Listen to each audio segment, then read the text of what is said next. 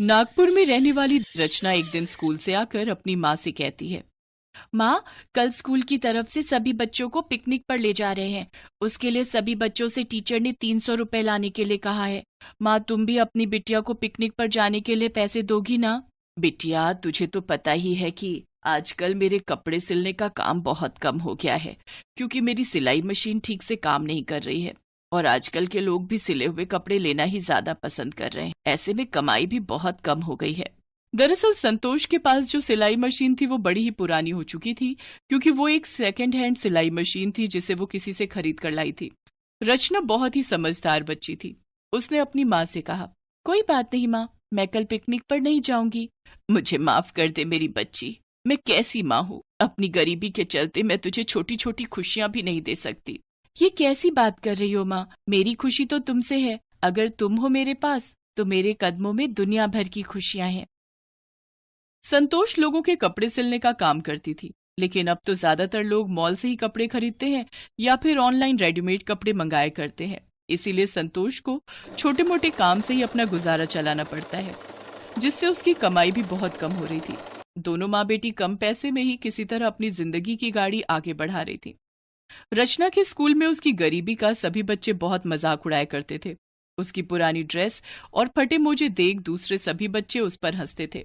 रचना, तेरे पास नई school dress खरीदने के लिए पैसे नहीं है तो मुझे बोल। मेरे पापा ने मेरे लिए नया स्कूल ड्रेस खरीदा है।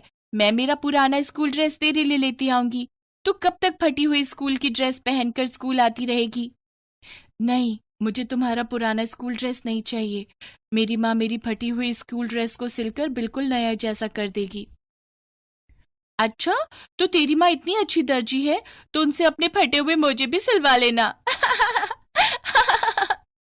इतना कहकर वो बच्ची हंसने लगी। रचना को अपनी बहुत बेइज्जती महसूस होती है। वो घर आकर अपनी माँ को सब कुछ बताती है। कोई बात नहीं बेटी, तू दूसरे बच्चों की बातों पर ध्यान ही मत दिया कर, बस अपनी पढ़ाई से मतलब रख। माँ, अगर बाबा आज जिंदा होते तो हमें इतने दुख नहीं झेलने पड़ते ना? हाँ मेरी लाडो, लेकिन अब तो किस्मत में रोना ही लिखा है। नहीं माँ, हम रोएंगे नहीं, हम हर कठिनाइयों का डटकर सामना करेंगे। रचना के पिता एक रिक्शा चलाते थे। उनकी एक सड़क दुर्घटना में मौत हो गई थी। उसके बाद से रचना और उसकी माँ अकेले पड़ जाते हैं, लेकिन उसके पिता का रिक्शा अभी भी खड़ा था। माँ, मैं भी पिताजी की तरह ही रिक्शा चलाऊंगी। लेकिन रचना, अभी तुम बहुत छोटी हो, तुम रिक्शा कैसे चला पाओगी? माँ, तुम चिंता मत करो, मैं रिक्शा चला लूंगी। ठीक है बेटी। दूसरे दिन से रचना अपने पिता का रिक्शा लेकर स्कूल जाने लगी।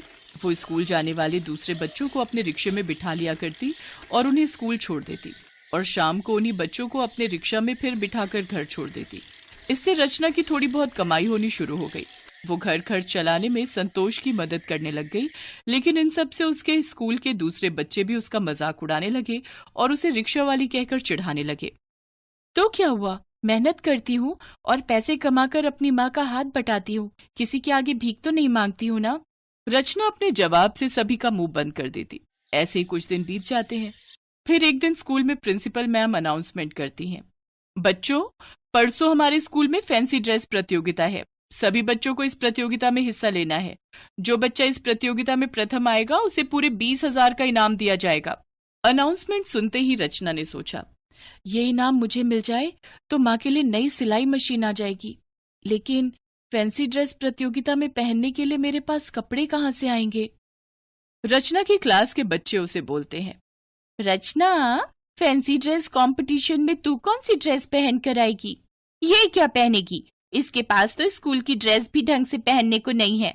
रचना, मेरे पास एक पुरानी ड्रेस है, तू कहे तो मैं तेरे लिए ला दूं? नहीं, मुझे तुम्हारे कपड़ों की जरूरत नहीं है। मेरी माँ है ना, वो मेरे लिए कुछ सिल लेगी।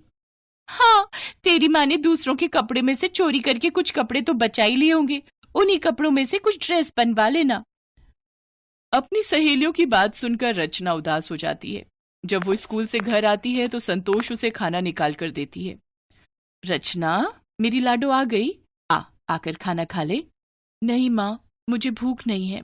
क्यों भूख नहीं है? तू तो अब पहले से दुगनी मेहनत कर रही है। तू अगर ठीक से खाना नहीं खाएगी तो पढ़ाई और काम दोनों एक साथ कैसे करेगी? तब रचना स्कूल की सारी बात अपनी माँ को बताती है। माँ, स्कूल में सभी बच्चे मेरा बहुत मजाक उड़ाते हैं। माँ, मेरे स्कूल में फैंसी ड्रेस प्रतियोगिता है और मुझे वो प्रतियोगिता हर हालत में जीतनी होगी ताकि मैं उन सबका मुंह बंद कर सकूं। लेकिन प्रतियोगिता में पहनकर क्या जाएगी? मेरे पास तो इतने पैसे नहीं है कि मैं तुझे कोई ड्रेस दिलवा सकूं बेटी। तभी रचना का ध्यान घर पर रखी अपनी पुरानी कॉपियों की ओर जाता है। वो सभी कॉपियां भर चुकी थी और एक कोने में रखी हुई थी। माँ, मेरी ये सभी कॉपियां किस दिन काम आएंगी? हम इन कॉपीज के कागजों से एक प्रिंसेस गाउन बनाएंगे। कॉपी के कागज से गाउन? हाँ माँ, कॉपी के कागज से गाउन। इससे पहले ये गाउन किसी ने देखा भी नहीं होगा। ठीक है मेरी बच्ची, मैं तेरे लिए कागज का गाउन तैयार करूंगी। रचना कुछ अखबार कबाड़ी वाले से जाकर ले आती है। फिर वो दोनों माँ बेटी मिलकर खूब मेहनत करती है और फिर 3 दिन में कागज का एक सुंदर सा गाउन बनाकर तैयार कर लेती है। साथ ही वो एक बेहद ही सुंदर क्राउन भी रचना के लिए बनाती है। आखिरकार प्रतियोगिता वाला दिन भी आ जाता है और रचना कागज का गाउन और क्राउन पहनकर उस प्रतियोगिता में जाती है। उसे देख सब बच्चे उसका मजाक उड़ाने लगते हैं। अरे रचना, ये तू क्या पहन कर आई? बच कर रही हो, कहीं हवा चली और तेरा ये गाउन उड़ ही ना जाए। मैंने और मेरी माँ ने इसे बनाने में बहुत मेहनत की है। कागज का गाउन बनाने में बहुत मेहनत लगी है हमारी। कुछ देर बाद प्रतियोगिता शुरू होती है।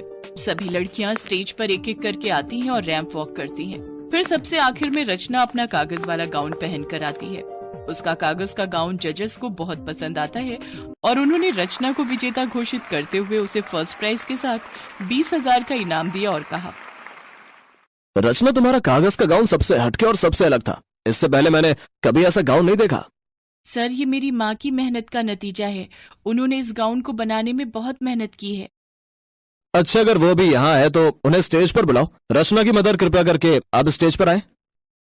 संतोष स्टेज पर आती है। जजेस उसकी कारीगरी की खूब तारीफ करते हैं और फिर ऑडियंस में बैठे सभी बच्चों के पेरेंट्स ताली बजाकर उसका सम्मान बढ़ाते हैं। ये देखकर संतोष की आंखों में आंसू आ जाते हैं। फिर रचना अपनी माँ को वो इनाम और ट्रॉफी देती है, साथ ही उसके पांव भी छूती है। रचना के क्लास की सभी लड़कियों के सर शर्म से झुक गए। संतोष और रचना खुशी खुशी घर आती हैं। फिर इनाम में मिले पैसों से रचना अपनी माँ के लिए सिलाई मशीन खरीदती है। कुछ ही दिनों में उसके कागज के गाउन की तारीफ हर जगह होने लगती है और कपड़ों के बड़े बड़े व्यापारी उसके यहाँ आने लगते हैं और उसे बड़े ऑर्डर देकर जाते हैं। इतना सारा काम मिलने की वजह से संतोष खूब पैसे कमाती है। अब वो और रचना अमीर हो जाते हैं। हेलो दोस्तों,